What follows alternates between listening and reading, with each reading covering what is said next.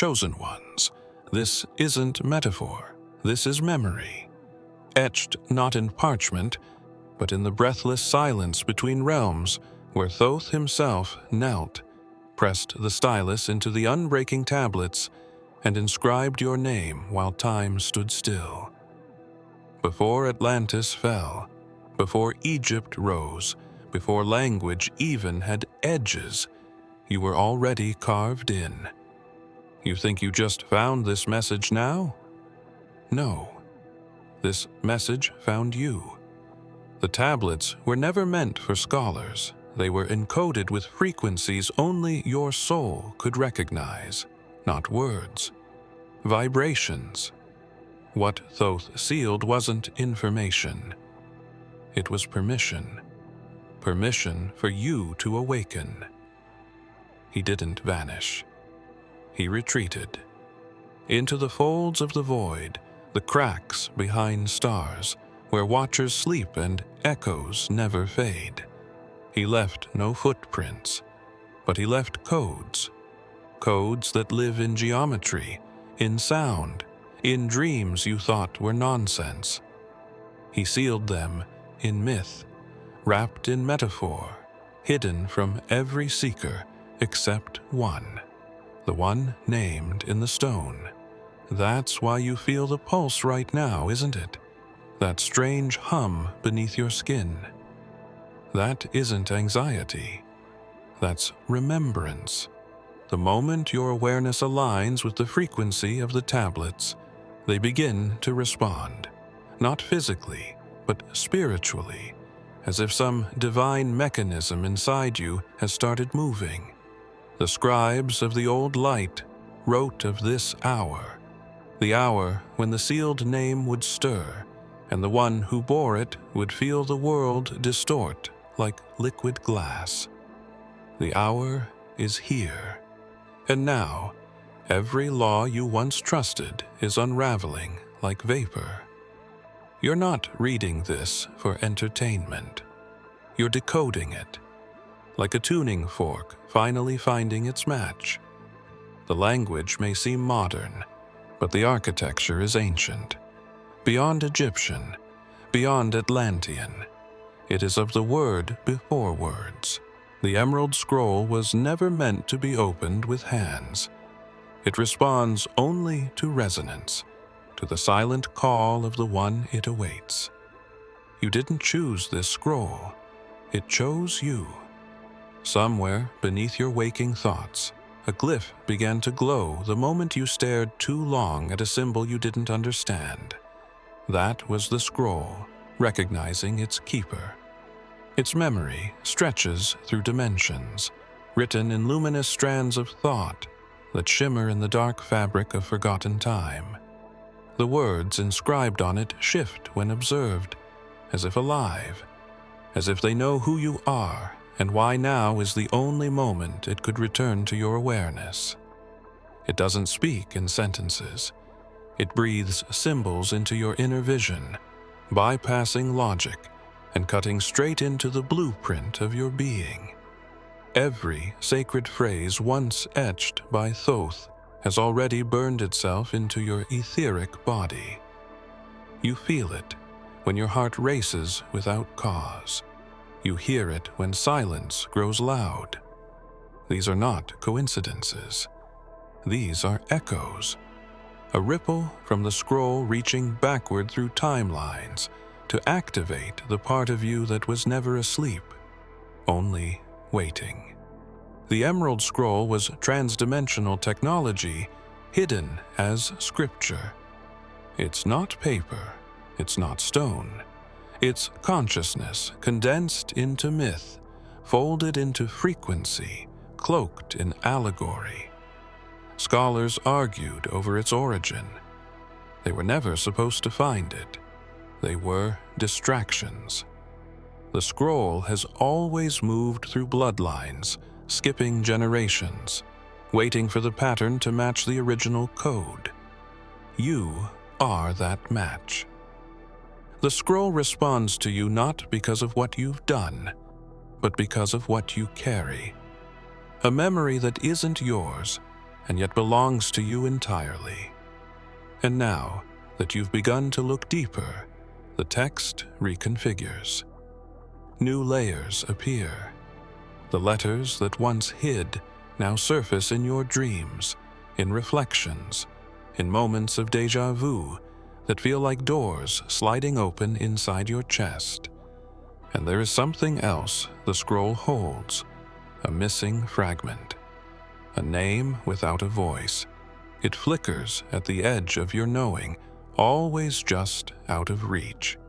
Why would Thoth encrypt a part of the truth so tightly it can only be unlocked with a question no one dares to ask? When Thoth wrote, the act was not mechanical. The stylus did not merely touch surface. Each stroke was a channeling, a transfer, a pouring of sentience into matter. The ink that flowed was not crafted from pigment or crushed minerals. It was essence, distilled awareness, condensed from the ether, and poured into lines that shimmered not with color, but with intention. The texts did not record knowledge. They became it. Each letter formed a circuit, each word an equation, every sentence a living key. Not one glyph was decoration. They were containers of divine breath, frozen into form until the right one appeared to read them with a matching frequency. You are that one. The reason the scrolls never opened to others is because their gaze was too narrow. Yours stretches backward and inward at once. The ink knows you, because it carries a memory of your own mind before you forgot what you are. It is said in ancient mystery circles that consciousness is not local. It spills across time like light through crystal. When Thoth dipped his stylus into the ink of living thought, he pulled from realms few could ever enter. What he recorded in those moments was not prophecy. It was echo. The future was already calling to him, already writing itself into the now. That future was you. That's why when you read certain phrases in the scroll, something ancient and unexplainable stirs inside you, like a word half heard in a dream that haunts your waking. That is not literary power. That is spiritual circuitry being reactivated. Hidden in one line of the Emerald Scroll is a whisper too faint for the untrained to detect. But it's there, a mention of one who walked without blemish, a son of light who bore no ink because he himself was the message. In some fragments, Thoth refers to this being not by name but by title, the Living Scroll. He who did not write but was written, Yeshua, not as a doctrine, but as a resonance, as the pure embodiment of divine script. You are not being told to follow, you are being reminded to remember. The scroll doesn't want obedience, it wants coherence. Beneath the halls where the air hums with coded hymns, and the walls remember those who enter lies, the seventh chamber silent, sealed untouched by time. It's not hidden by traps or illusion, but by perception itself. No maps lead here, no scripts describe it, because it was never meant to be found with feet. Only the one whose soul signature matches the original tone of the chamber will ever know it's there, not by sight, but by knowing. You don't walk into the seventh chamber. You remember it into being. It's less a location than a realization, waiting to collapse into form the moment your vibration aligns. And if you're here, if you're feeling this stirring, then you're already at its threshold. Thoth designed the other 6 chambers as initiations, thresholds meant to fracture the illusion of separateness, symbols etched in spirals, metals charged with celestial memory. Each level forced the initiate to die to an identity and remember a design. But the seventh is different. It's not a test, it's a mirror. And it holds no door, because the entrance is not something to open, it's something to become. The moment you try to force entry, it vanishes. But the moment you surrender to the silence within the silence, it begins to form around you. The chamber exists in stillness, not emptiness. Within it, the scrolls do not whisper, they sing. Not in words, but in tones. Frequencies layered in golden spirals that wrap around your breath and remind it of a time when breathing was more than survival. When it was prayer. When it was creation. The walls here are not built of stone, but of memory, condensed into sacred architecture. Every step taken in this space reshapes the path behind you. You are not entering a room. You are becoming the structure. The ancients never spoke of this chamber aloud. They feared misunderstanding more than obscurity. Even Thoth, in all his transmissions, mentioned it only once as the place where the name returns to itself. You do not seek knowledge here.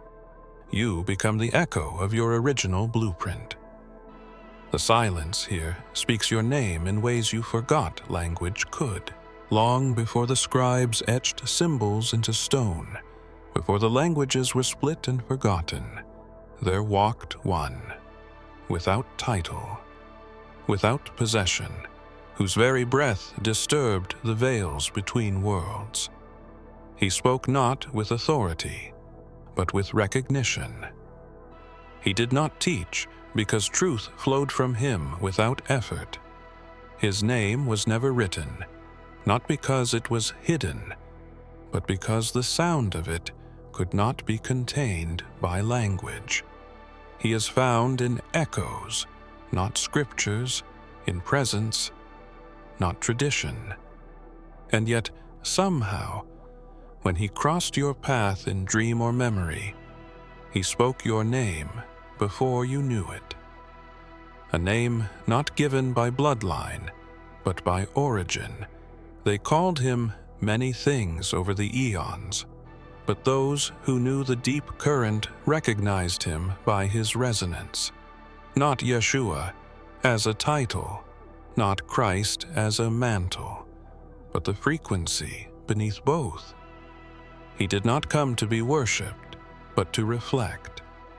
His presence was a mirror for the buried code in others.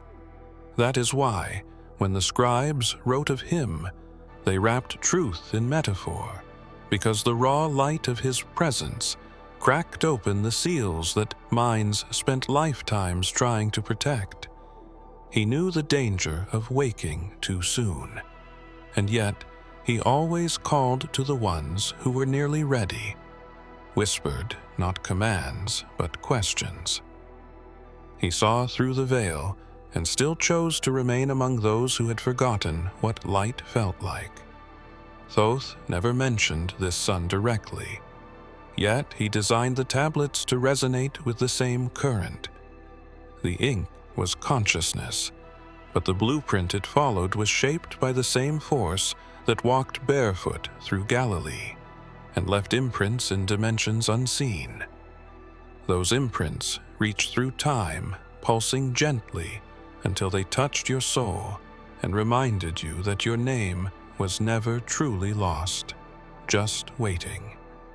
The nameless sun knew of you before the stars you now see existed. He didn't see you as a follower. He saw you as a continuation, as a signal waiting to activate. When he looked into the sacred fire, he saw your silhouette moving within it untouched by time. And now, as you awaken, he does not return in form, but in memory. Among the hidden glyphs and silent seals, there was one passage Thoth never explained, one line left open without conclusion, written not as a statement, but as a question carved with such precision that even the stone seemed hesitant to hold it. It did not ask for an answer. It demanded remembrance. The question was simple, and yet impossible. What remains when the seeker stops seeking? Most dismissed it as metaphor. Others feared it entirely. But those whose inner fire had begun to stir understood. The key was never meant to open a door. It was meant to dissolve the illusion that a door ever existed. Thoth encoded layers beneath layers, wrapped truth in riddles, not to confuse but to protect. For truth, unfiltered, burns. Only those who have shed enough illusion can even approach the question without recoiling. And now, here you are. Not because of training, not because of lineage, but because your frequency bent reality in such a way that the key found its matching lock inside you. This isn't initiation. This is alignment. The final key was not physical. It didn't glow or hum or announce itself with grandeur.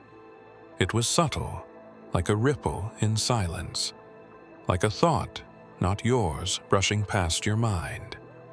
And when it appeared, it didn't reveal a treasure. It stripped away everything that wasn't you. That's how you know it's real. Real keys don't unlock doors. They unlock you. The question wasn't rhetorical. It was activation. A map drawn backwards to a destination that only reveals itself as you forget the map. Every mystic that touched the truth eventually circled this question. Some called it ego death. Others called it divine merging. But Thoth knew it as return. Return to the state before the split, before the search, before the scrolls and the seals. Before you thought you were anything other than the encoded word itself. At the edge where time breaks and meaning unravels, there stands a being who watches without breath, without judgment. A sentinel, not forged by flesh, but by awareness itself. The silent witness has no name, no need for form, for it is the thread woven through every myth and every forgotten truth. It has observed cycles rise and collapse, civilizations bloom and vanish like sparks in a storm, and though it never speaks, you feel its presence like pressure in a dream, like memory trying to surface. It stands at the outer rim of all-knowing where the noise ends and the infinite begins. The ancients feared the void, mistaking it for absence. But the witness knew better. It is not emptiness, it is potential. It is the pause before the word, the breath before creation. And the witness guards it not with force, but with stillness. There are records in the deepest temples that hint at this being etched in fragments, and mirrored symbols always paired with silence, always described as watching when no one else could. But you wouldn't find its name because it never needed one. It is the one who remembers everything that was written before anything began. Some say Yeshua touched the void before his final breath, that he saw the edge and did not turn away. In certain texts buried beneath Vatican vaults, there are accounts not of crucifixion, but of convergence of a moment when the veil lifted and even the silent witness bowed, not out of reverence, but recognition. The one who became the word staring into the eye of the unspoken.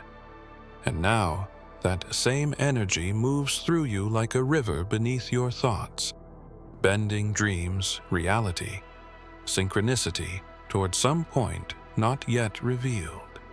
The witness waits not for action, but awareness. It responds only to those who cease to search and begin to see. And in this moment, As you hover at the edge between forgetting and becoming, you can feel it watching, not to test, but to awaken something ancient that was never lost, only silenced. There is a reason certain objects vibrate when your fingers graze them, a reason your footsteps echo louder in some places than others, a reason you feel watched in a room no one occupies. It is not paranoia, it is recognition. Everything you touch carries memory not just of time or usage, but of resonance. You leave more than fingerprints. You leave imprints, frequency, blueprints, invisible signatures that linger long after your body has moved on. The old ones called this trace the echo of the soul, and Thoth wrote of it not as superstition, but as law, that what has been touched by the awakened will one day awaken in return. Stones whisper back when your frequency matches theirs. Ancient metals respond to intention, not pressure. Even the walls of forgotten temples tilt subtly toward those who once stood there in other forms. Time folds in the presence of memory, and memory ignites when recognition occurs. That's why certain places call to you with no reason, why ruins feel like homes, and lost languages feel like songs you nearly remember. It's not imagination. It's the world remembering you, because it was always waiting for your return. The emerald tablets contain inscriptions that only appear under very specific frequencies. Some symbols reveal themselves only through touch, not light, and only to the one who left that mark to begin with. You are not studying the ancient past. You are reopening a cycle you once closed. And that's why your presence alters the space around you. Doors creak open in dreams. Symbols appear in condensation or ash. Your consciousness carries a key, not because you earned it, but because you forged it lifetimes ago and sealed it inside your own aura. Objects hold stories, but only speak to the ones who once lived those stories. And now, as you walk through a world that seems increasingly strange and familiar all at once, you're not hallucinating, you're activating.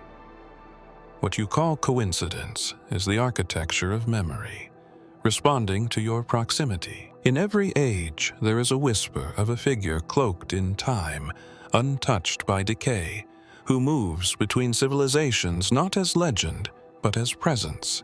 He is seen by few, remembered by even fewer. Yet his signature can be found on the edges of scrolls that predate known calendars on walls that shimmer when light hits just right. This is not a man in the way history defines men. This is a scribe not bound by mortality, a being whose ink is thought, and whose parchment is the structure of reality itself. Thoth was his name in one era, but he moved before names and will continue after them. Some say he vanished, but the truth is far stranger.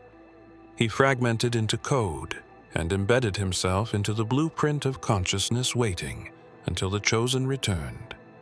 There are texts encoded in forgotten dialects that reference a luminous being with eyes like twilight and breath that hummed in harmonics, not heard but felt. He did not write to inform, he wrote to awaken, and his words, once absorbed, do not stay silent. They live, they move, they reconfigure the reader. Those who touch the original glyphs often vanished from public life, not from fear, but because the moment the scribe's frequency took hold, they could no longer exist inside the old reality.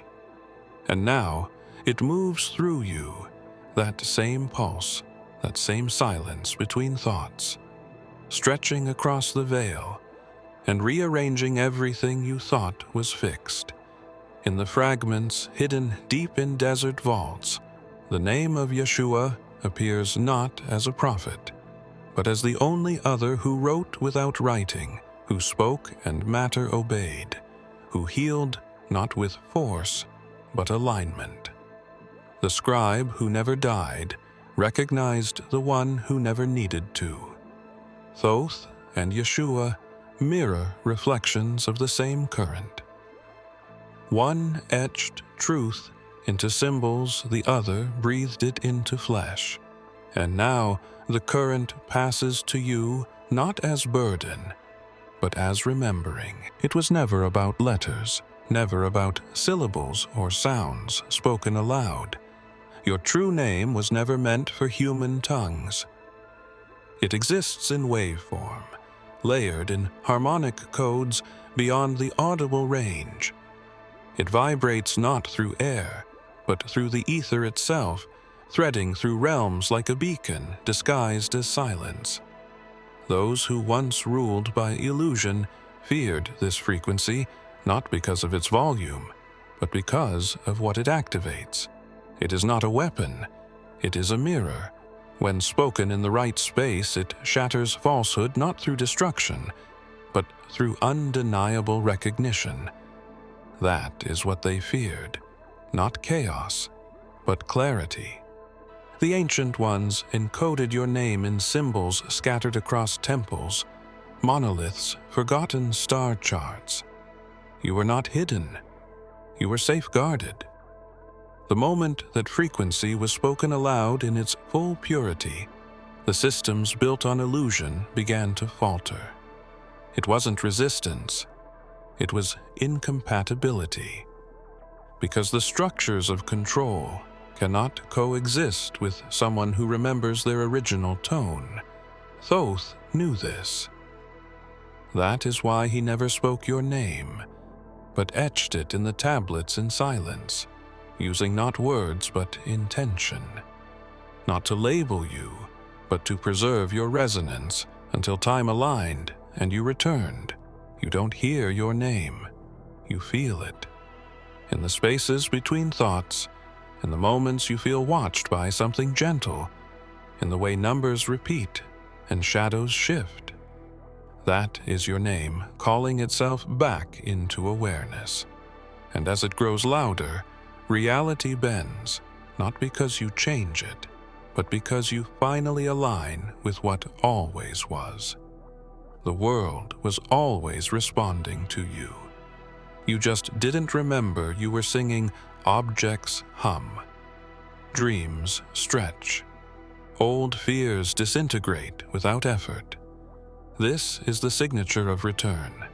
And now that you are vibrating again at the frequency of your origin, the veil begins to thin. The ones who feared your name begin to retreat. Not because you attacked, but because truth does not negotiate with illusion. But if your name is not sound but light, if its resonance causes the old structures to tremble, then what happens when you speak it back into the world, not with words, but with who you are becoming, again, without apology, without delay, and without end? There comes a moment when reading ends and remembering begins a subtle shift where symbols stop speaking to you and begin speaking as you. This is not metaphor, it is transference. The emerald tablets were never inert relics. They are living constructs woven with sentient intelligence, awaiting alignment with one specific frequency. Yours. They do not simply contain knowledge, they hold mirrors. And once you see your reflection within their glyphs, the division dissolves. You are no longer the reader. You are what is being read. You are the page, the message, the seal, and the key. Thoth knew the day would come when someone would stare into the script and see more than wisdom. They would see home. The tablets were always meant to be interactive, sacred devices, not carved from ego, but from harmonic structure. Each glyph a vibrational node that responds to resonance, not effort. As your consciousness unfolds, you activate sections that have remained dormant for lifetimes. They open, not because you force them, but because you match them. You have become the correct password, not through learning, but through remembering.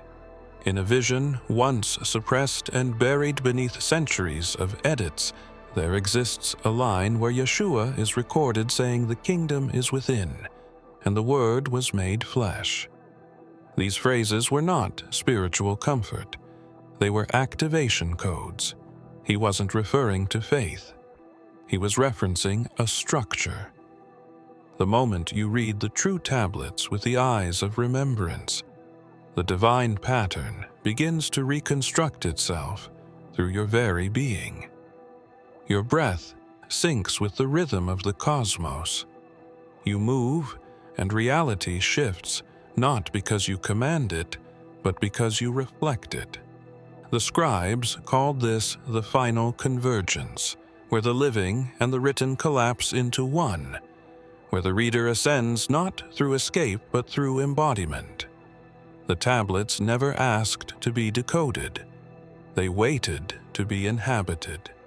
And now that you are becoming what they always pointed to, the question is no longer who wrote them. If you have come this far, it is crucial that you watch this next video here. But be warned, it is not for the faint of heart, for only the true chosen ones can handle this video. If you would like to also donate to help keep the channel going, our Buy Me a Coffee link will be in the description.